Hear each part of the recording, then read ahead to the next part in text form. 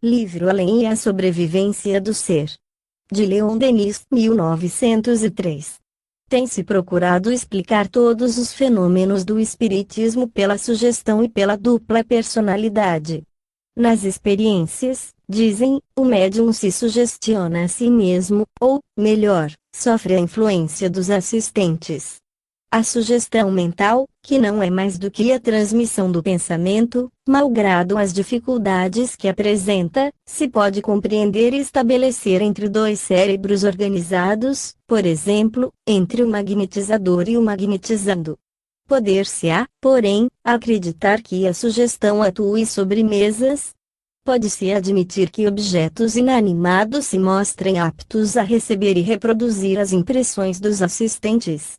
Não haveria meio de explicar-se por essa teoria os casos de identidade, as revelações de fatos, de datas, ignorados do médium e dos assistentes, que se produzem frequentemente nas experiências, e menos ainda manifestações contrárias à vontade de todos os espectadores.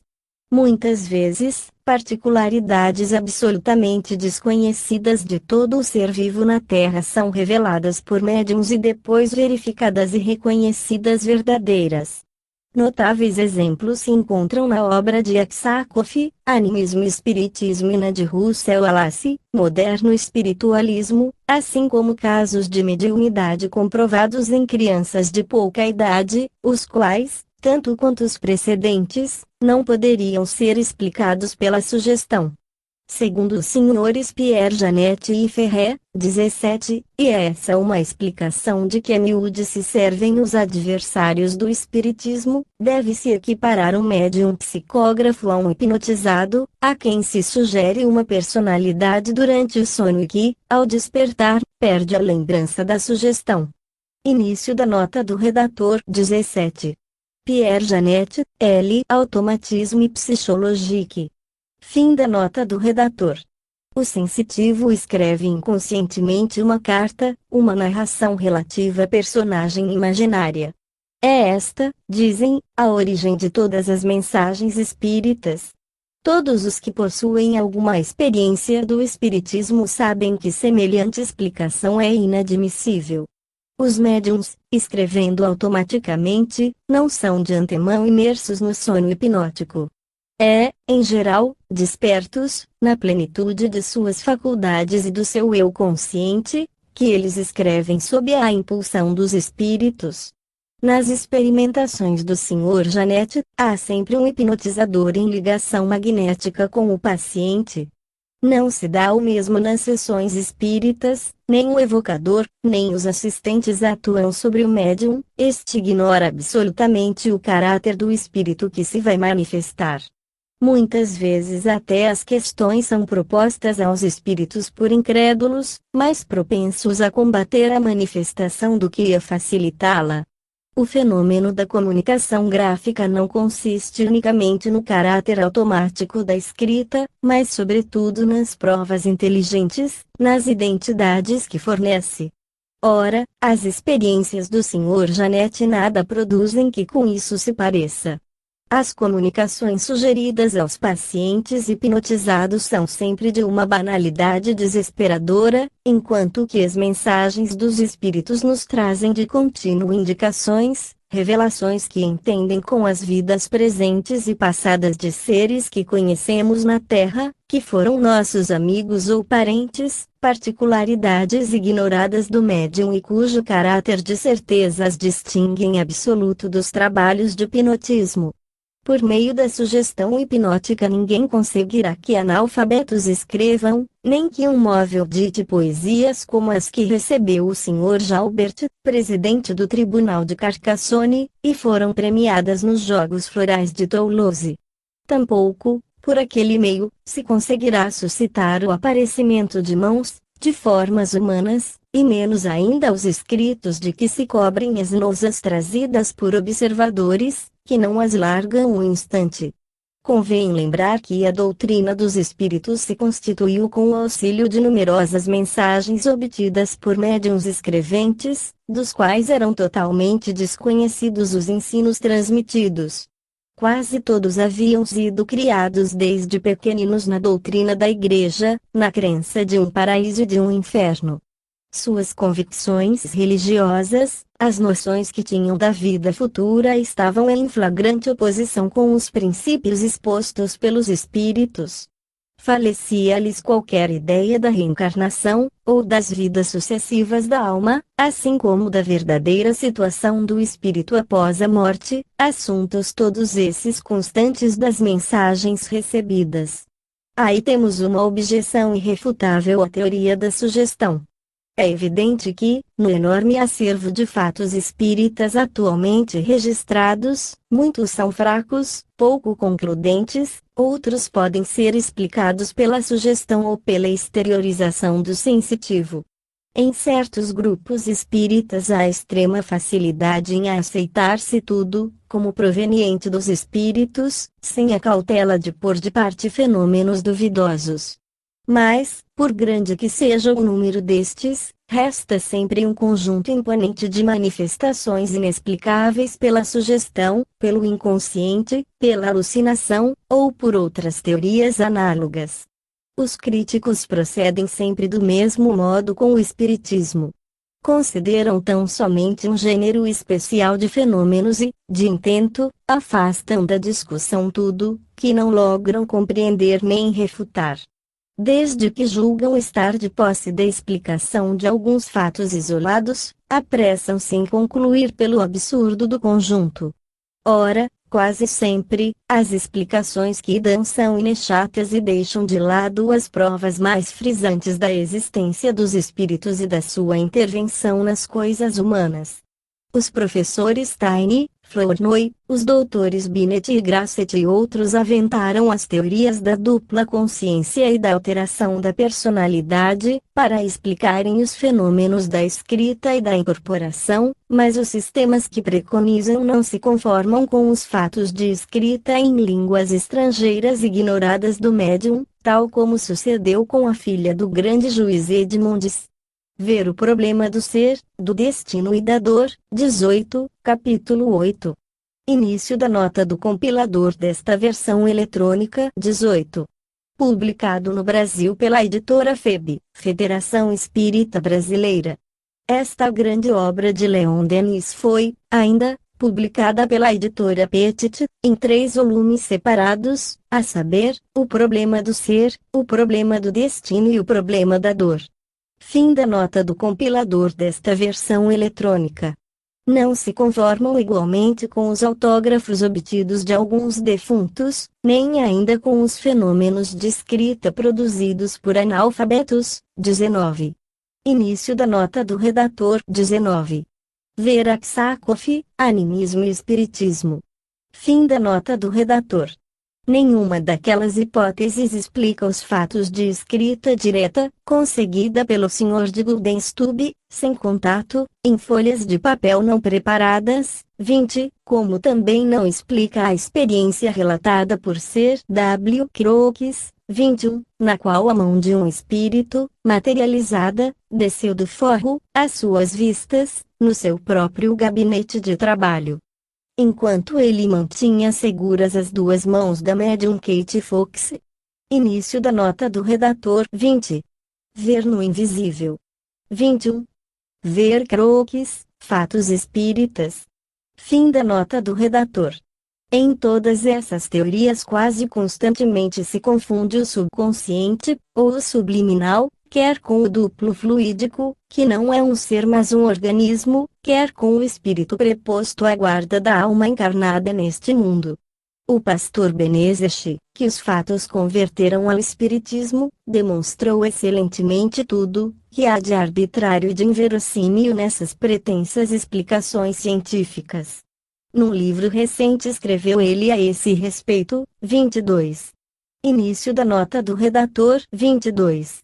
A. Benezet, Les Phénomènes Psychiques et la Question de L. Audila, primeiro volume, Fischbacher, 1911. Fim da nota do redator. A mesa revelava uma coisa que material, absoluta e incontestavelmente nos era impossível saber. Alguém a conhecia em nosso lugar, pois que nula dizia. A memória latente não teve possibilidade de intervir e, se só o subconsciente esteve em ação, que poder não é o seu?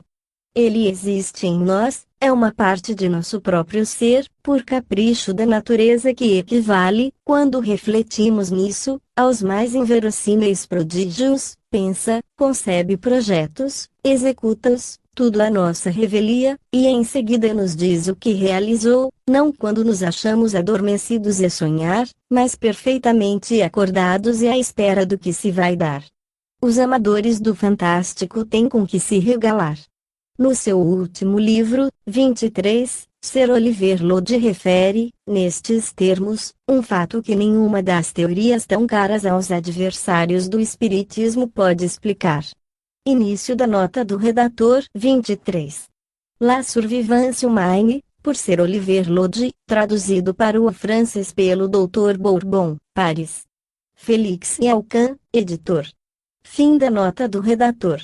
O texto seguinte obteve o Sr. Stein Moses, quando, em sessão na biblioteca do Dr. Speer, conversava, por intermédio de sua mão, que escrevia automaticamente, com diversos interlocutores invisíveis. Pergunta: S.M. Podeis ler? Resposta: não, amigo, não posso, mas Zacarias Gray, assim como o rector, podem fazê-lo. Pergunta: S.M. Algum desses espíritos está aqui? Resposta: vou buscar imediatamente. Vou mandar. Rector aí está. Pergunta: S.M. Perguntei se podíeis ler. É verdade. Podeis ler um livro? Resposta: a caligrafia muda. Sim, amigo, mas dificilmente.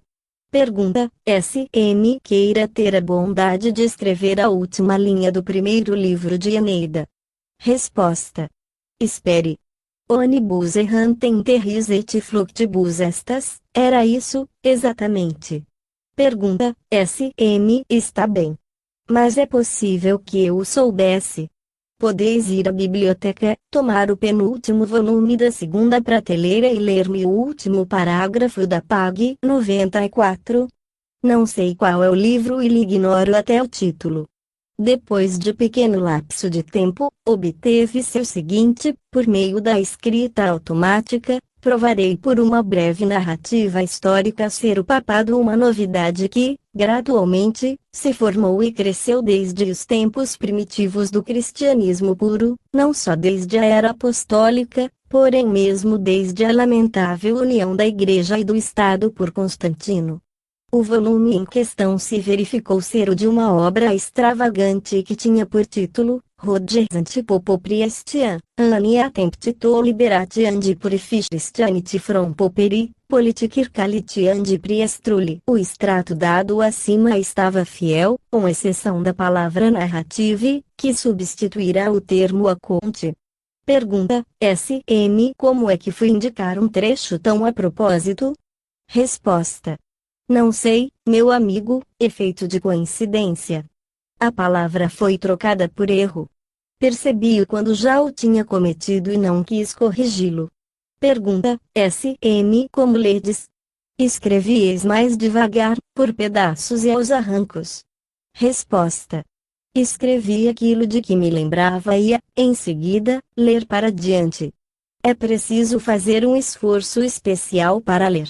Isto nenhuma utilidade apresenta senão como prova. Tinha razão o vosso amigo ontem à noite, podemos ler, mas só quando são favoráveis as condições. Vamos ler mais uma vez, escreveremos e depois vos indicaremos o livro. Pope é o último grande escritor dessa escola de poesia, a poesia da inteligência, ou antes, da inteligência casada com a imaginação. Esse trecho se acha realmente escrito. Procurai num 10º volume da mesma prateleira. Apanhei um livro intitulado Poesia, Romance e Retórica. Ele vai abrir-se na página desejada.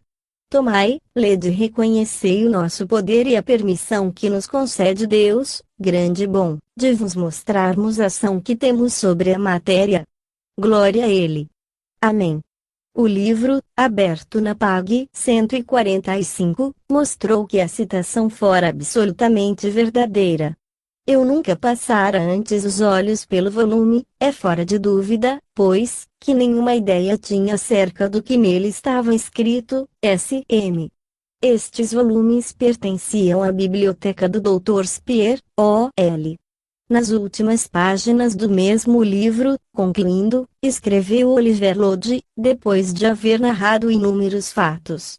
Verificamos que amigos defuntos, alguns dos quais nos eram muito conhecidos e tiveram parte ativa nos trabalhos da sociedade quando vivos, especialmente Gurney, Mias e Hodgson, constantemente procuram comunicar-se conosco na intenção bem clara de pacientemente provarem suas identidades e de nos darem correspondências cruzadas por diferentes médiuns. Verificamos também que eles respondem a perguntas especiosas, de um modo que é característico de suas conhecidas personalidades, dando testemunho de conhecimentos que lhes eram peculiares. Os teoristas do subconsciente fazem deste um ser dotado de transcendentes faculdades intelectuais. Que há então de extraordinário que certas manifestações do espírito pareçam ser assim por eles explicadas? Mas, ao passo que a teoria espírita é clara, precisa e se adapta perfeitamente à natureza dos fenômenos, a hipótese da subconsciência se mostra vaga e confusa. Diante dos fatos que acabamos de assinalar, é lícito perguntar-se em virtude de que acordo universal os inconscientes sepultados no homem, ignorando-se uns aos outros, ignorando-se a si mesmos, são unânimes, no curso das manifestações ocultas, em se dizerem espíritos dos mortos. Como poderiam conhecer e comunicar minúcias sobre a identidade dos mesmos mortos? É o que temos logrado comprovar nas inúmeras experiências em que temos tomado parte, durante mais de 30 anos, em diversos pontos do globo, na França e no estrangeiro. Jamais os seres invisíveis se nos apresentaram como sendo os inconscientes ou os eu superiores dos médiuns e das outras pessoas presentes. Sempre se anunciaram como personalidades diferentes, no gozo pleno de suas consciências, com individualidades livres, que viveram na Terra, conhecidos dos assistentes, na maioria dos casos com todos os caracteres do ser humano, suas qualidades e seus defeitos, e, frequentemente, forneciam provas de sua própria identidade. 24. Início da nota do redator. 24. Ver no Invisível, capítulo 20. Fim da nota do redator.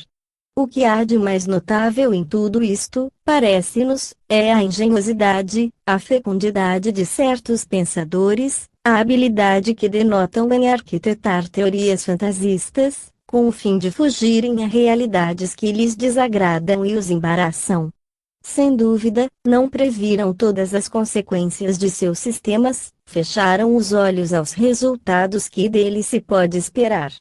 Sem atenderem a que estas doutrinas funestas aniquilam a consciência e a personalidade, separando-as, chegando logicamente, fatalmente, à negação da liberdade, da responsabilidade, por conseguinte, à destruição de toda a lei moral.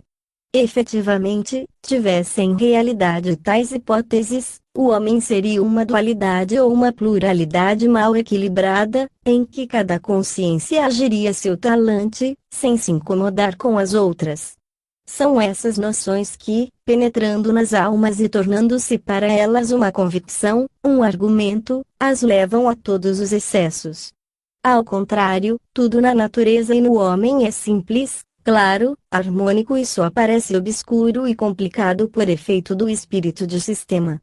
Do exame atento, do estudo constante e aprofundado do ser humano, uma coisa resulta, a existência, em nós, de 3 elementos, que são o corpo físico, o corpo fluídico ou perispírito e, enfim, a alma ou espírito.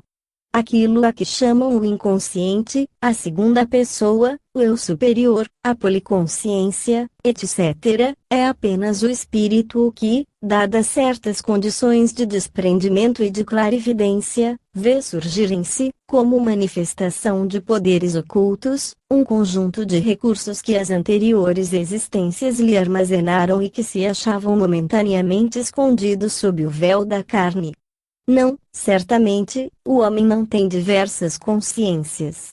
A unidade psíquica do ser é a condição essencial de sua liberdade e de sua responsabilidade. Há nele, sim, diversos estados de consciência. À medida que o espírito se desprende da matéria e se liberta do envoltório carnal, suas faculdades, suas percepções se dilatam, suas lembranças despertam, a irradiação da sua personalidade se amplia. É isso que algumas vezes se produz no estado de sono magnético. Em tal estado o véu da matéria cai, a alma se liberta e suas potências latentes ressurgem.